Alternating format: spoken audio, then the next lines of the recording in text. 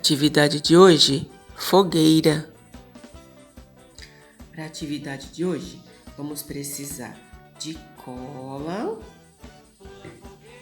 palitos de sorvete ou de fósforo, papéis coloridos, canetinha ou giz de cera ou lápis de cor, para a gente poder enfeitar a nossa fogueira. Um dos elementos das festas juninas é a fogueira.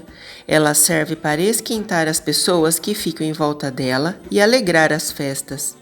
Mas acender uma fogueira é muito perigoso.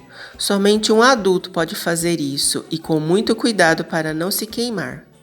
Vamos enfeitar nossa fogueira pintando e colando papéis coloridos e palitos?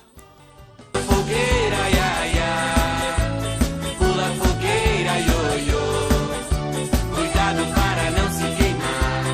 Olha que a fogueira já queimou o meu amor. Pula fogueira, iaiá, pula fogueira, ioiô, cuidado para não se queimar.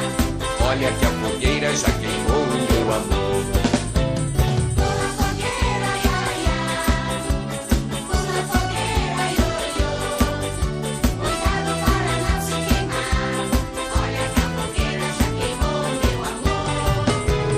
Pula fogueira, iaiá, pula fogueira, ioiô.